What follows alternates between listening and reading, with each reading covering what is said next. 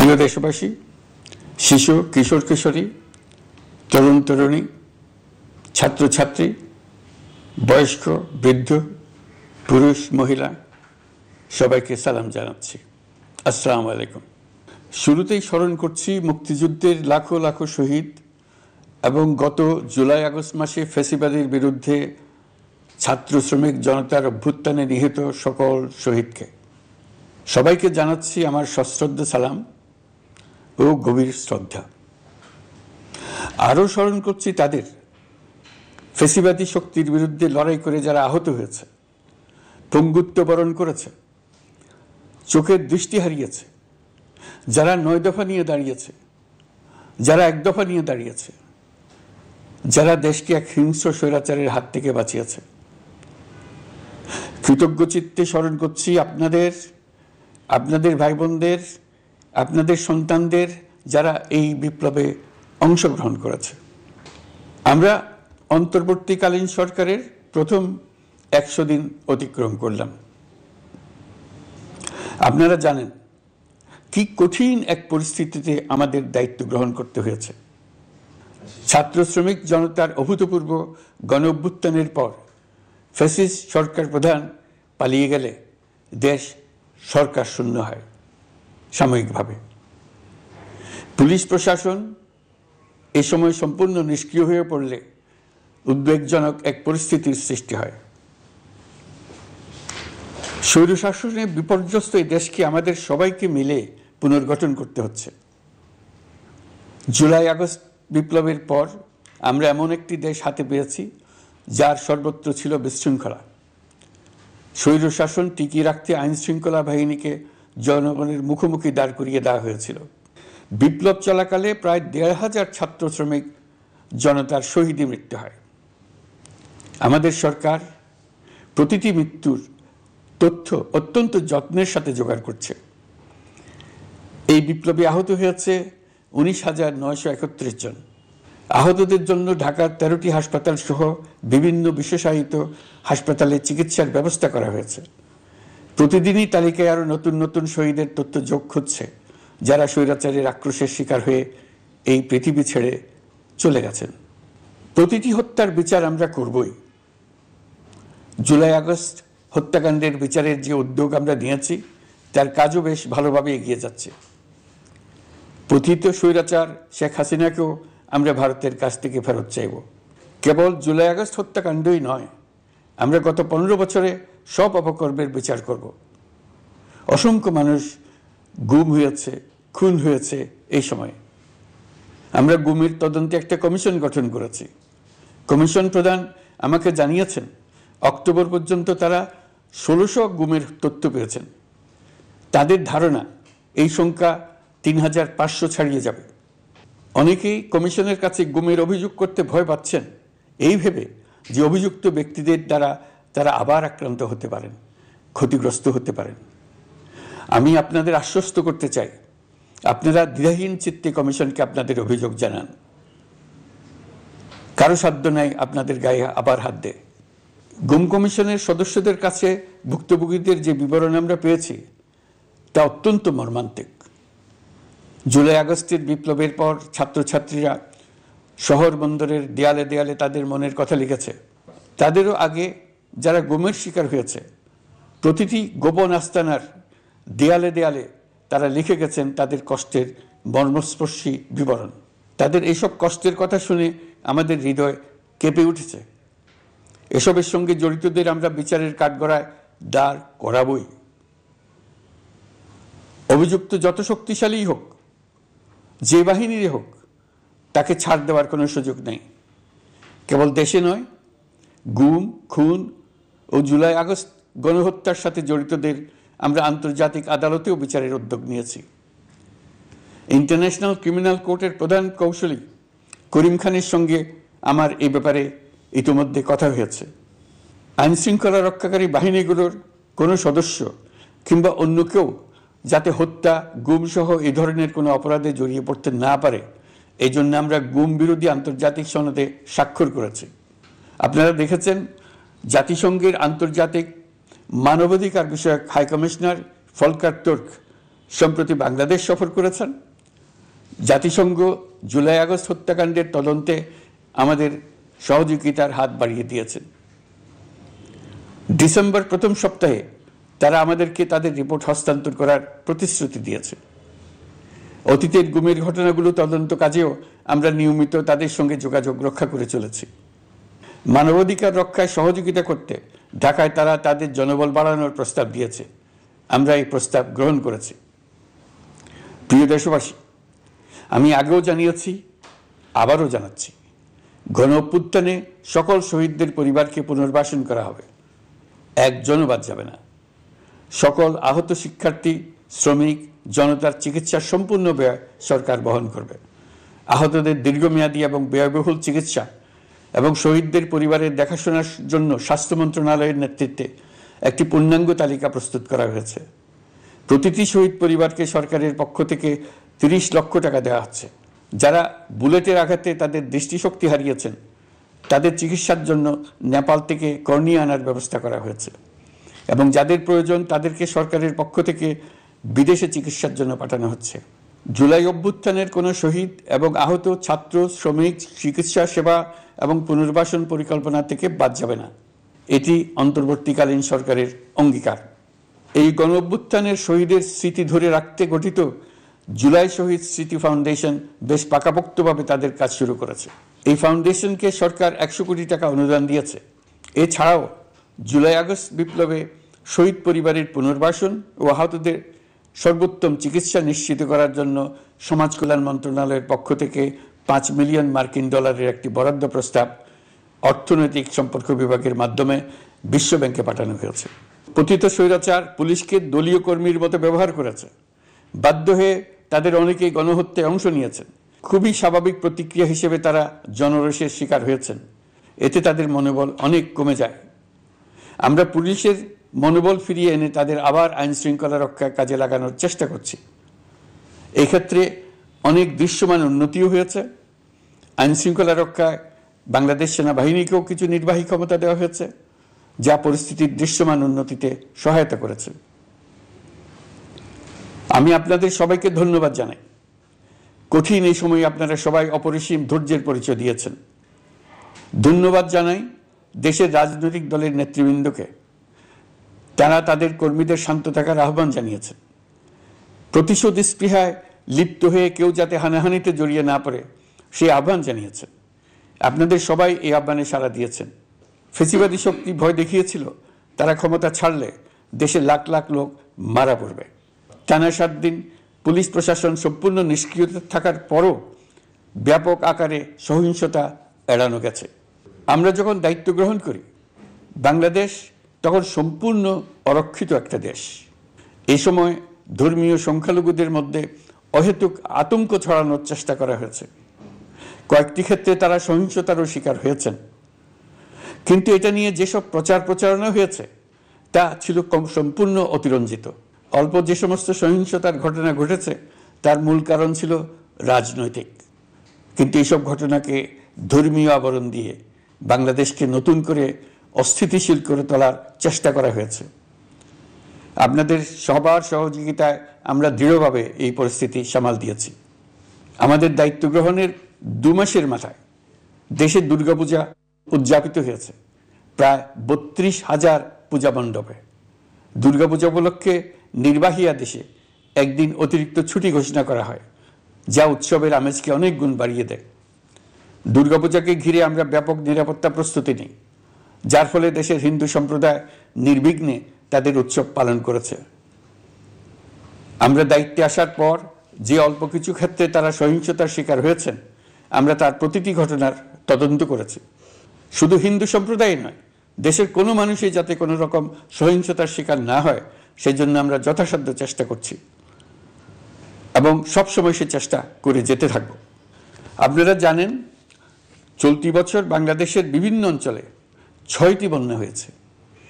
আপনাদের সবার সহযোগিতায় আমরা এই বন্যা মোকাবেলা করেছি। বাংলাদেশের দেশপ্রেমিক সশস্ত্র বাহিনী বন্যা মোকাবেলায় জনগণের সাথে কাঁধে কাঁধ মিলিয়ে কাজ করেছে। বন্যা মোকাবেলা ও বন্যা পরবর্তী পুনর্বাসনের লক্ষ্যে বিশ্ব ব্যাংকের $250 মিলিয়ন অনুদান এবং স্থানীয় অনুদানের মাধ্যমে 100 কোটি টাকারও বেশি অর্থ সংগ্রহ করা হয়েছে।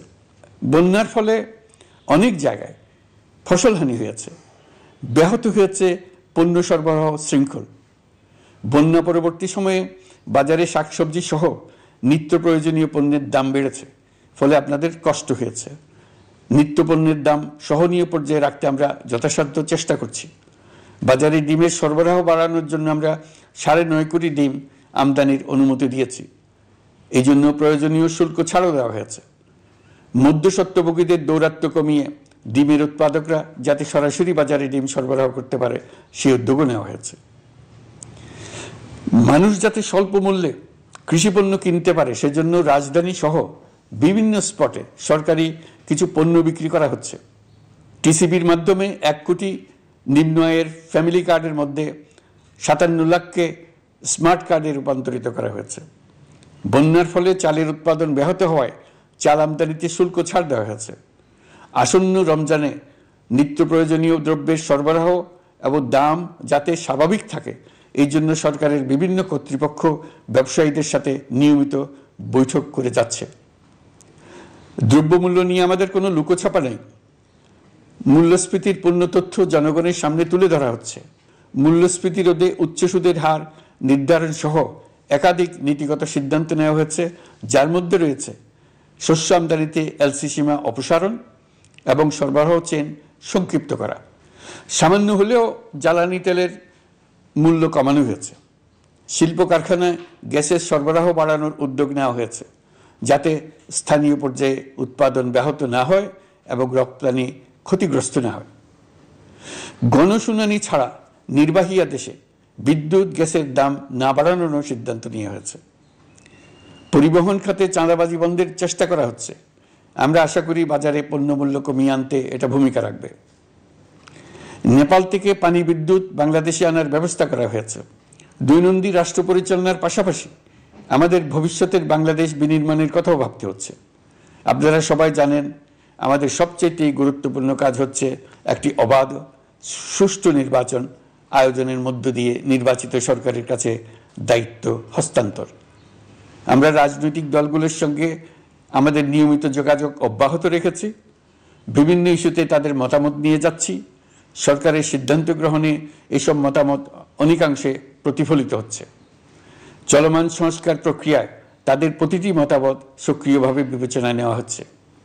আমরা আশা করছি নির্ধারিত সময়ে ডিসেম্বর জানুয়ারির মধ্যেই সংস্কার কমিশনগুলো তাদের সুপারিশমালা সরকারের কাছে পেশ করতে পারবে।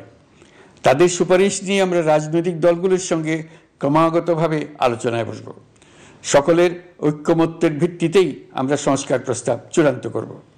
নির্বাচন কবে হবে এই প্রশ্ন আপনাদের সবার মনেই আছে, আমাদের মনেও সারাক্ষণ আছে। আপনারা লক্ষ্য করেছেন নির্বাচন আয়োজনের লক্ষ্যে আমরা প্রয়োজনীয় পদক্ষেপ নিতে শুরু করেছি। কয়েকদিনের মধ্যে নির্বাচন কমিশন গঠন হয়ে যাবে। তারপর থেকে নির্বাচন আয়োজন করার সমস্ত দায়িত্ব তাদের উপর বর্তাবে। নির্বাচন কমিশন ভোটার তালিকা হালনাগাদ সহ আরও কিছু কাজ শুরু করে দিতে পারবে, যা একটা অবাধ নির্বাচনের সাথে সরাসরি সম্পৃক্ত। প্রথমবারের মতো প্রবাসী বাংলাদেশিরা পোস্টাল ব্যালটের মাধ্যমে যাতে তাদের ভোটাধিকার প্রয়োগ করতে পারে সে লক্ষ্যেও সরকার কাজ করছে। তবে আমরা মনে করি না যে একটা নির্বাচন কমিশন গঠন করে দিলেই নির্বাচন আয়োজনে আমাদের দায়িত্ব শেষ। রাষ্ট্র ব্যবস্থায় সংস্কার আমাদের এই সরকারের অন্যতম অঙ্গীকার। আপনারাই আমাদেরকে এই ম্যান্ডেট দিয়েছেন। যেই 6টি সংস্কার কমিশন আমরা শুরুতে গঠন করেছিলাম তারা ইতিমধ্যে তাদের কার্যক্রম অনেক দূর এগিয়ে নিয়েছে। বিভিন্ন গণমাধ্যমে আপনারা তাদের কার্যক্রমের আপডেটও দেখছেন। কয়েকটি সংস্কার কমিশন ডিজিটাল প্ল্যাটফর্ম গঠন করেছে। আমার অনুরোধ আপনারা এই প্ল্যাটফর্মে উৎসাহ সহকারে আপনাদের মতামত জানাতে থাকুন। প্রথম 6টি সংস্কার কমিশনের মধ্যে একটি হলো নির্বাচন সংস্কার কমিশন। নির্বাচন অনুষ্ঠানের জন্য এই কমিশনের সুপারিশমালা অত্যন্ত জরুরি। তাদের প্ল্যাটফর্মে যান, আপনার মতামত খোলাখুলিভাবে তুলে ধরুন। আপনি দেশের মালিক, আপনি বলে দিন আপনি কি চান, কিভাবে চান। নির্বাচন নিয়ে আপনাদের সকল বক্তব্য বিনা দ্বিধায় বলতে থাকুন। আপনার মনের কথা তুলে ধরুন। আমার অনুরোধ, সংস্কারের কথাটাও একই সঙ্গে বলুন। সংস্কারকে পাশ কাটিয়ে যাবেন না। নির্বাচনের কথা বলার সঙ্গে নির্বাচন ও অন্যান্য ক্ষেত্রে সংস্কারের কথাটিও বলুন। সংস্কার হলো জাতির দীর্ঘমেয়াদী জীবনী শক্তি। সংস্কার জাতিকে, বিশেষ করে আমাদের তরুণ তরুণীদের নতুন পৃথিবী সৃষ্টির সুযোগ দেবে। জাতিকে বঞ্চিত করবেন না। নির্বাচন আয়োজনে যে সংস্কার কমিশনের সুপারিশমালায় রাজনৈতিক দলসমূহ এবং দেশের সকল মানুষের মতামত অপরিহার্য, সেই কমিশন হলো সংবিধান সংস্কার কমিশন। এই সুপারিশমালার যে অংশ সকলের কাছে গ্রহণযোগ্য হবে তার ভিত্তিতে নির্বাচনী আইন সংশোধন করতে হবে। সমান্তরালভাবে ভোটার তালিকাও হালনাগাদ করার প্রক্রিয়া চলতে থাকবে। আমি নিশ্চিত নই সংস্কার প্রস্তাব সমূহ বাস্তবায়নের সুযোগ আমরা কতটুকু পাব। তবে আমি আপনাদের কথা দিচ্ছি, আপনারা সুযোগ দিলে প্রয়োজনীয় কিছু অত্যাবশ্যকীয় সংস্কার কাজ শেষ করেই আমরা আপনাদের কাঙ্ক্ষিত নির্বাচন আয়োজন করব। ততদিন পর্যন্ত আমি আপনাদের ধৈর্য ধারণ করার অনুরোধ করব। আমরা চাইব আমরা যেন এমন একটি নির্বাচন ব্যবস্থা সৃষ্টি করতে পারি যা যুগ যুগ ধরে অনুসরণ করা যাবে। এর ফলে সাংবৎসরিক রাজনৈতিক সংকট থেকে আমাদের দেশ রক্ষা পাবে। এই জন্য প্রয়োজনীয় সময়টুকু আমি আপনাদের কাছ থেকে চেয়ে নিচ্ছি। নির্বাচনী সংস্কারের সিদ্ধান্ত হয়ে গেলে খুব দ্রুত আপনারা নির্বাচনের রোডম্যাপও পেয়ে যাবেন। অন্তর্বর্তী সরকার সৃষ্টি হয়েছে রাজনীতিকে নীতির কাঠামোয় আনার জন্য এবং রাজনীতির জন্য নতুন পরিবেশ সৃষ্টির নিবিড় আকাঙ্ক্ষা থেকে। এই আকাঙ্ক্ষা পূরণ করা থেকে জাতিকে বঞ্চিত করবেন না। নির্বাচনের ট্রেন যাত্রা শুরু করেছে, এটা আর থামবে না। কিন্তু যেতে যেতে আমাদের অনেকগুলো কাজ সেরে ফেলতে হবে। এই ট্রেন শেষ স্টেশনে কখন পৌঁছবে সেটা নির্ভর করবে কত তাড়াতাড়ি আমরা তার জন্য রেল লাইনগুলো বসিয়ে দিতে পারি, আর তা হবে রাজনৈতিক দলসমূহের ঐক্যমত্যের মাধ্যমে। ইতিমধ্যে অন্যান্য সংস্কার কমিশনের সুপারিশমালা নিয়ে আলাপ চলতে থাকবে। নির্বাচন ছাড়াও আরও গুরুত্বপূর্ণ সংস্কার করার ব্যাপারে ঐক্যমত গঠনের জন্য অতিরিক্ত সময় প্রয়োজন হতে পারে। দেশবাসীর কাছে, বিশেষ করে রাজনৈতিক দলগুলির কাছে আমরা ক্রমাগতভাবে প্রশ্ন তুলতে থাকব, কী কী সংস্কার নির্বাচনের আগে আপনারা করে নিতে চান। নির্বাচনের আয়োজন চলাকালীন কিছু সংস্কার হতে পারে। সংস্কারের জন্য নির্বাচনকে কয়েক মাস বিলম্বিতও করা যেতে পারে। আমরা দুদিন পরে চলে যাব, কিন্তু আমাদের মাধ্যমে জাতির জন্য যে ঐতিহাসিক সুযোগ সৃষ্টি হলো, সেই সুযোগটা যেন কোনো রকমই হাতছাড়া করে না দিই, এটার ব্যাপারে দৃঢ় থাকার জন্য আমি দলমত, নারী পুরুষ, ধর্ম, তরুণ, বৃদ্ধ, ছাত্র, ব্যবসায়ী, শ্রমিক, কৃষক নির্বিশেষে সবার কাছে আহ্বান জানাচ্ছি। আশা করি আপনারা আমার এই আবেদন গ্রহণ করবেন। দেশে সংগঠিত অন্যান্য অপরাধের বিচার প্রক্রিয়া ত্বরান্বিত করার জন্য দেশের বিভিন্ন জেলায় সহস্রাধিক প্রসিকিউটর নিয়োগ দেওয়া হয়েছে। হাইকোর্টে ইতিমধ্যে নিয়োগ দেওয়া হয়েছে 23 জন নতুন বিচারক। বিচার বিভাগকে ঘুষ ও দুর্নীতিমুক্ত করার জন্য সম্ভব সব ধরনের চেষ্টাই করা হচ্ছে। বিচারপতিদের নিয়মতান্ত্রিক উপায়ে শাস্তিমূলক ব্যবস্থা গ্রহণের জন্য সুপ্রিম জুডিশিয়াল কাউন্সিল পুনর্বহাল করা হয়েছে। শুধু বিচার বিভাগই নয়, সর্বগ্রাসী দুর্নীতির হাত থেকে দেশের সব খাতকেই রক্ষা করতে আমরা সচেষ্ট হয়েছি। দুর্নীতি দমন কমিশন পুনর্গঠনের কাজ প্রায় শেষ পর্যায়ে। দুর্নীতি ও অর্থ পাচারে অভিযুক্ত প্রভাবশালী 150 ব্যক্তির তালিকা তৈরি এবং 79 জনের বিরুদ্ধে অনুসন্ধান শুরু হয়েছে। 15% হারে আয়কর পরিশোধ করে অপ্রদর্শিত পরিসম্পদ অর্থাৎ কালো টাকা সাদা করার বিধান বাতিল করা হয়েছে। সরকারি কার্যক্রমকে গতিশীল করতে বিভিন্ন পর্যায়ের 19,084 জন কর্মকর্তা কর্মচারীকে পদোন্নতি, 13,429 জনকে বদলি এবং 12,636 জনের বিরুদ্ধে শাস্তিমূলক ব্যবস্থা গ্রহণ করা হয়েছে। সাংবিধানিক প্রতিষ্ঠান পাবলিক সার্ভিস কমিশন পুনর্গঠন করা হয়েছে। কুখ্যাত সাইবার সিকিউরিটি আইন বাতিলের নীতিগত সিদ্ধান্ত হয়েছে। এই আইনের অধীনে হওয়া যেসব মামলা মানুষের মত প্রকাশের অধিকারের সাথে সম্পর্কিত সেগুলো প্রত্যাহার করা হয়েছে। এছাড়াও 133টি আইন বিধিবিধান তৈরি ও সংশোধন করা হয়েছে। 353টি গুরুত্বপূর্ণ নীতি নির্ধারণের সিদ্ধান্ত গ্রহণ করা হয়েছে। ছাত্রছাত্রীদের দাবি মেনে ইতিমধ্যে সরকারি চাকরির বয়সসীমা 32-এ উন্নীত করা হয়েছে। আমরা জানি আমাদের কাছে আপনাদের আরও অনেক দাবি দেওয়া আছে। দীর্ঘদিনের অপশাসন, অত্যাচার, অনাচারের ফলে আপনাদের মনে অনেক ক্ষোভ পঞ্জীভূত হয়েছে। দেশে বাক স্বাধীনতা না থাকায় আমরা কেউ আমাদের মতামত, দাবি দেওয়া প্রকাশ করতে পারিনি। আমরা আপনাদের প্রতিটি দাবির প্রতি সহানুভূতিশীল। আমরা ধৈর্য সহকারে আপনাদের কথা শুনতে চাই, কিন্তু সেজন্য আপনারা সড়ক অবরোধ করে জনদুর্ভোগ সৃষ্টি করলে আমাদের সকলেরই অসুবিধা হয়। আমাদের একান্ত অনুরোধ, আপনারা নির্দিষ্ট চ্যানেল মেনটেন করে আপনাদের দাবি দেওয়া পেশ করবেন। আমাদের বৃহৎ রপ্তানি পণ্য গার্মেন্টস শিল্পে গত কিছুদিন ব্যাপক অস্থিরতা বিরাজ করছে। ফ্যাসিস্ট সরকারের সুবিধাভোগী বেশ কিছু গার্মেন্টস মালিক পালিয়ে যাওয়ায় শ্রমিকদের বেতন ভাতা নিয়ে অনিশ্চয়তা তৈরি হয়েছে। অন্য অনেক কারখানাও শ্রমিকদের ন্যায্য বেতন সহ অন্যান্য সুবিধা থেকে বঞ্চিত ছিল। শ্রমিকরা তাদের দীর্ঘদিনের বঞ্চনার প্রতিবাদ জানাতে এবং অনিশ্চয়তা থেকে মুক্তি পেতে রাস্তায় নেমে আসে। আমরা তাদের কথা শুনেছি, তাদের আলোচনার টেবিলে নিয়ে আসতে পেরেছি। আমরা অত্যন্ত আনন্দিত যে মালিক শ্রমিকের মধ্যে 18 দফার একটা ব্যাপক ভিত্তিক চুক্তি স্বাক্ষরিত হয়েছে। বড় ধরনের কোনো সহিংসতা ছাড়াই আমরা শ্রমিক অসন্তোষ নিরসন করতে পেরেছি। তারা আবার উৎপাদনে ফিরেছে। এতে প্রাণ ফিরে পেয়েছে বাংলাদেশের রপ্তানিমুখী এই শিল্প। নানা প্রতিকূলতা সত্ত্বেও অক্টোবর মাসে আমাদের রপ্তানিতে প্রবৃদ্ধি হয়েছে প্রায় 21%। আমরা যখন কাজ শুরু করেছি দেশের অর্থনীতি ছিল বিপর্যস্ত। বৈদেশিক মুদ্রার রিজার্ভ ছিল তলানিতে। আসার কথা, এই রিজার্ভ পরিস্থিতি এখন উন্নতির পথে। গত 3 মাসে রিজার্ভে কোনো রকম হাত না দিয়েই আমরা প্রায় $2 বিলিয়ন বৈদেশিক ঋণ শোধ করতে পেরেছি। জ্বালানি তেল আমদানিতে পুঞ্জীভূত বকেয়ার পরিমাণ $478 মিলিয়ন হতে কমিয়ে $160 মিলিয়ন আনতে পেরেছি। অর্থনীতি পুনরুদ্ধারে আমরা সর্বাত্মক চেষ্টা চালিয়ে যাচ্ছি। বিশ্বব্যাংক, IMF সহ বিভিন্ন দাতা সংস্থা ইতিমধ্যে ঋণ ও অনুদান হিসেবে $8 বিলিয়ন দেওয়ার প্রতিশ্রুতি দিয়েছে, যা আমাদের ভঙ্গুর অর্থনীতিকে সচল করতে সক্ষম হবে।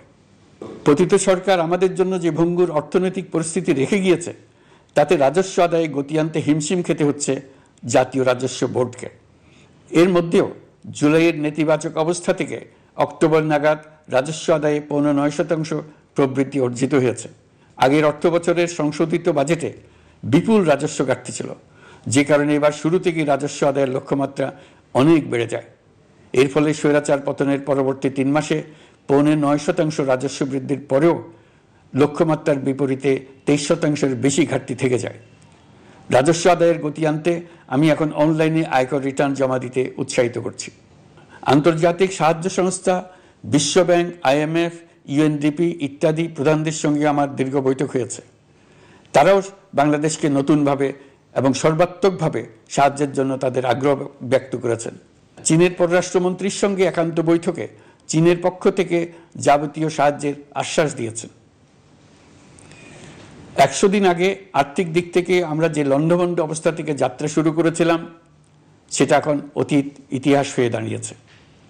এই 100 দিনে অর্থনীতি সবল অবস্থানে চলে এসছে।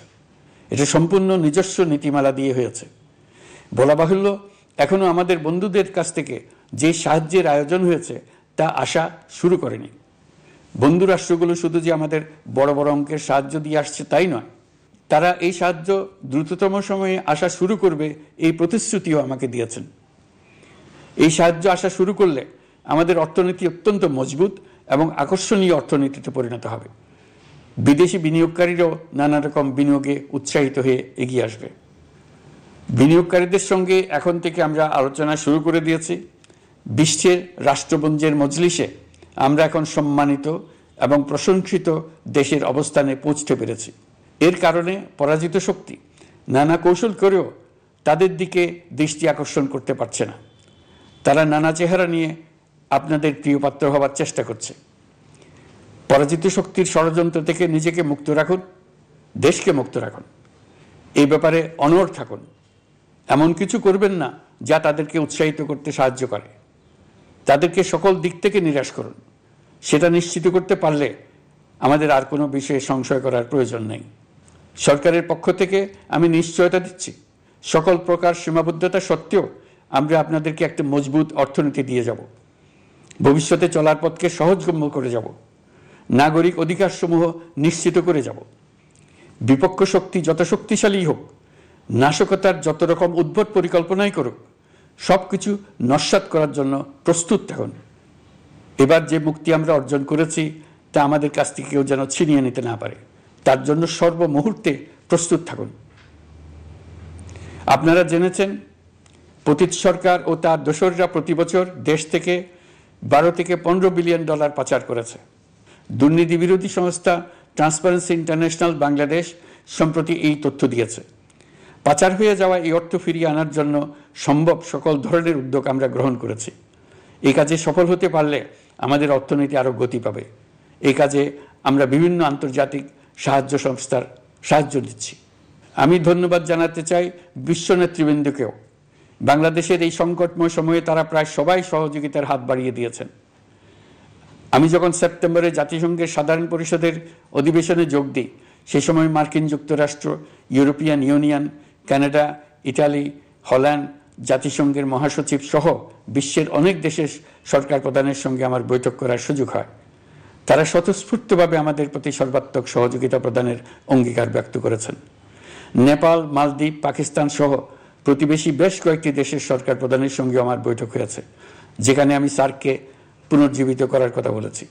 দেশে ফিরে আসার পর এসব দেশের রাষ্ট্রদূতগণ যারা ঢাকায় আছেন স্বতঃপ্রবৃত্ত হয়ে আমার সঙ্গে দেখা করে তাদের সরকার প্রধানদের অঙ্গীকার পুনর্ব্যক্ত করে গেছেন। তারা সম্পূর্ণ নতুনভাবে আমাদের জন্য সহায়তার নতুন ছক তৈরি করার কাজ শুরু করেছেন। যেসব রাষ্ট্রদূত দিল্লিতে অফিস করেন তারা দিল্লি থেকে এসে দেখা করে গেছেন। ইউরোপিয়ান ইউনিয়নের 20 দেশের 20 জন রাষ্ট্রদূত দিল্লিতে থাকেন, 7 দেশের 7 রাষ্ট্রদূত ঢাকায় আছেন। দিল্লি থেকে একসঙ্গে 20 জন রাষ্ট্রদূত সহ মোট 27 রাষ্ট্রদূত সমবেতভাবে আমার সঙ্গে বৈঠক করার জন্য আগামী কয়েকদিনের মধ্যে ঢাকায় আসছেন। আগে কখনো ইউরোপিয়ান ইউনিয়নের 27 জন রাষ্ট্রদূত একত্র হয়ে সরকারের সঙ্গে আলোচনায় বসেনি। দিল্লি থেকে এই বিশাল সংখ্যক রাষ্ট্রদূত একসঙ্গে বৈঠক করার জন্য কোনোদিন আসেনি। এবার এই কাজটি করার পেছনে আছে ইউরোপিয়ান ইউনিয়নের সমর্থন প্রকাশ করা এবং অর্থনৈতিক ক্ষেত্রে উচ্চ পর্যায়ের সহযোগিতা গড়ে তোলা। ইতিমধ্যে আমার সঙ্গে দেখা করেছেন সৌদি আরব, সংযুক্ত আরব আমিরাত, ব্রাজিল, তুরস্ক, রাশিয়া, ফিনল্যান্ড, সিঙ্গাপুর, লিবিয়া সহ অনেক দেশের রাষ্ট্রদূত। দ্বিপাক্ষিক নানা সহযোগিতা সহ বাণিজ্য বিনিয়োগ বৃদ্ধির আশ্বাস তারা দিয়েছেন। আমরা প্রবাসী বাংলাদেশিদেরও বেসরকারি খাতে বিনিয়োগ করার জন্য আহ্বান জানাচ্ছি। বাংলাদেশের অর্থনৈতিক উন্নয়নে তরুণদের কর্মসংস্থানের মূলে রয়েছে বেসরকারি খাত। আমাদের বিনিয়োগ বোর্ডের নির্বাহী চেয়ারম্যান 2 শতাধিক বেসরকারি প্রতিষ্ঠানের প্রধান নির্বাহী, উদ্যোক্তা ও বিনিয়োগকারীর সঙ্গে পৃথক পৃথকভাবে বৈঠক করেছেন। নীতির ধারাবাহিকতার অভাব, সরকারি বেসরকারি পর্যায়ে মত বিনিময়ের অভাব, সরকারি অফিসের জটিল প্রক্রিয়া এবং সর্বোপরি দুর্নীতি বিদ্যমান বিনিয়োগকারীদের সমস্যায় ফেলেছে। বিনিয়োগকারীদের উদ্বেগ নিরসনে আমরা অনেকগুলো কাজ করেছি। ইতিমধ্যে সত্যিকারের ওয়ান স্টপ সার্ভিস চালু হয়েছে। বিনিয়োগ সংক্রান্ত চ্যালেঞ্জ সমাধানে আন্তঃমন্ত্রণালয় কমিটি গঠন করা হয়েছে। বেসরকারি খাতের উপদেষ্টা কাউন্সিল ও ডিজিটালাইজেশনের মাধ্যমে সরকারি অফিসে না এসে প্রয়োজনীয় কর্মসম্পাদনের পদক্ষেপ নেওয়া হয়েছে। বিনিয়োগ উন্নয়ন সংস্থা আমাদের অগ্রগতির বিষয়ে সবাইকে মাসিক ভিত্তিতে আপডেট করে যাচ্ছে। আমরা প্রবাসীদের কল্যাণে কাজ করছি। আমার অনুরোধে সংযুক্ত আরব আমিরাত সাজাপ্রাপ্ত 57 জন সহ অন্যান্য বাংলাদেশিকে মুক্তি দিয়েছে। এইসব বাংলাদেশি যাবজ্জীবন কারাবাসের ঝুঁকি নিয়ে ফেসিবাদের বিপক্ষে প্রতিবাদ করেছিল। বাংলাদেশিরা এরকম প্রতিবাদ আরও অনেক দেশেই করেছেন। আমরা তাদের প্রতি কৃতজ্ঞ। কয়েকদিন আগে বাকুতে সংযুক্ত আরব আমিরাতের প্রেসিডেন্ট জনাব শেখ মোহাম্মদ বিন জায়েদ আল নাহিয়ানের সঙ্গে আমার কথা হয়েছে। তাকে বাংলাদেশের পক্ষ থেকে ধন্যবাদ জানিয়েছি। তিনি বলেছেন বাংলাদেশের জন্য যে কোনো সাহায্য লাগলে আমি যেন তাকে জানাই। প্রবাসীদের কল্যাণে আমাদের সরকার সম্ভব সব ধরনের উদ্যোগ গ্রহণ করে যাচ্ছি। আপনারা জানেন মালয়েশিয়ার প্রধানমন্ত্রী আনোয়ার ইব্রাহিম সম্প্রতি বাংলাদেশ সফর করেছেন। 18,000 বাংলাদেশি যারা সব ধরনের আনুষ্ঠানিকতা মেনে চলার পরেও স্বৈরাচারী সরকারের অব্যবস্থাপনার জন্য মালয়েশিয়া যেতে পারেন নাই, তিনি তাদের জন্য মালয়েশিয়ার দ্বার আবার উন্মুক্ত করার আশ্বাস দিয়েছেন। এই লক্ষ্যে আমরা কাজও শুরু করেছি। আপনারা জেনে থাকবেন মালয়েশিয়া আগামী বছর দক্ষিণ পূর্ব এশিয়ার আঞ্চলিক সহযোগিতা সংস্থা আসিয়ানের চেয়ারম্যানের দায়িত্ব নিতে যাচ্ছে। আমরা ইতিমধ্যে আসিয়ানের সদস্য পদের জন্য আবেদন করেছি। মালয়েশিয়ার প্রধানমন্ত্রী আমাদের আবেদন সক্রিয়ভাবে বিবেচনার আশ্বাস দিয়েছেন। একই ধরনের আশ্বাস আমরা পেয়েছি ইন্দোনেশিয়া থেকেও। ইন্দোনেশিয়ার পক্ষ থেকে সে দেশে রাষ্ট্রীয় সফরে যাওয়ার জন্য আমাকে অনুরোধ করেছে। সৌদি আরব সহ বিশ্বের আরও অনেক দেশ আমাদের সঙ্গে সহযোগিতা বৃদ্ধির প্রস্তাব দিয়েছে। প্রথমবারের মতো ওআইসি সদর দপ্তরে আমরা স্থায়ীভাবে রাষ্ট্রদূত নিয়োগ দিয়েছি। তুরস্কের রাষ্ট্রপতি রিসেপ তাইয়েপ এরদোগানের সাথে আগে আমার টেলিফোনে আলাপ হয়েছে। এবার COP29 সম্মেলনে গিয়ে তিনিও তার স্ত্রীর সঙ্গে অত্যন্ত অন্তরঙ্গ পরিবেশে আলোচনা হয়েছে।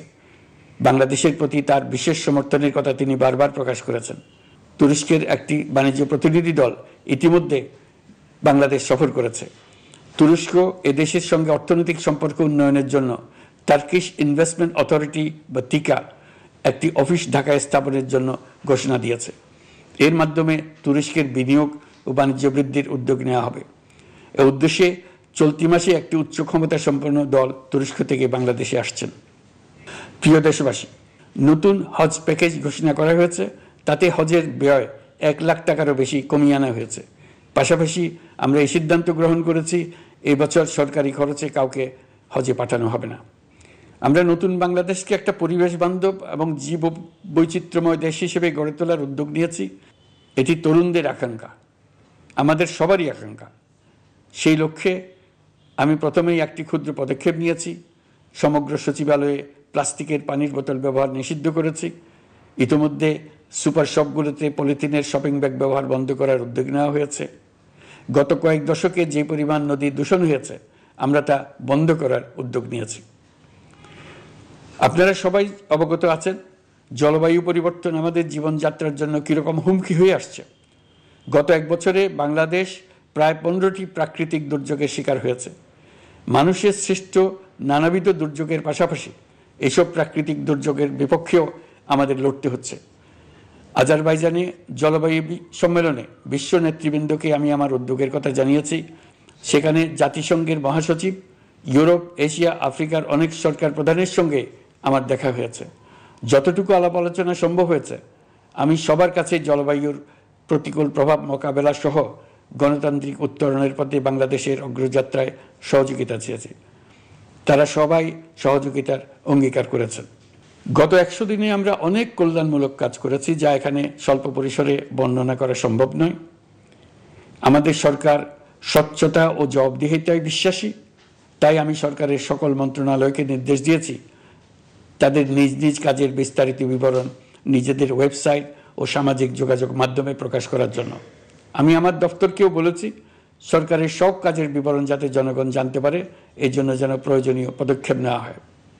এই সরকারকে ব্যর্থ করার জন্য, অকার্যকর করার জন্য বিশাল অর্থে বিশ্বব্যাপী এবং দেশের প্রতিটি স্থানে, প্রতিটি প্রতিষ্ঠানে এক মহাপরিকল্পনা প্রতি মুহূর্তে কার্যকর রয়েছে। তাদের একটি বড় প্রচেষ্টা হচ্ছে আমাদের মধ্যে বিভেদ সৃষ্টি করা। পতিত সরকারের নেতৃবৃন্দ যারা এদেশ থেকে বিপুল পরিমাণ অর্থ পাচার করে নিয়ে গেছে, সেই অর্থে বলিয়ান হয়ে তারা দেশে ফিরে আসার জন্য চেষ্টা করে যাচ্ছে। তাদেরকে কিছুতেই সফল হতে দেবেন না। তারা সফল হওয়া মানে জাতির মৃত্যু, জাতি হিসেবে আমাদের অবসান। সাবধান থাকুন। তাদের সকল হীন প্রচেষ্টাকে আমাদের ঐক্যের মাধ্যমে নস্যাৎ করে দেন, যেভাবে নস্যাৎ করেছিলেন তাদের বন্দুকের গুলিকে, তাদের আয়নাঘরকে, প্রতি পায়ে তাদের অনাচারের শিকলকে। এই ব্যাপারে সবাই একমত থাকুন, ঐক্যবদ্ধ থাকুন। আপনারা সবাই ভালো থাকবেন। দেশের সকল শিশু, কিশোর কিশোরী, তরুণ তরুণী, ছাত্রছাত্রী, বয়স্ক, বৃদ্ধ, পুরুষ, মহিলা সবাইকে আমার সালাম জানাচ্ছি। আসসালামু আলাইকুম। মহান আল্লাহ আমাদের সহায় হন। খুদা হাফেজ।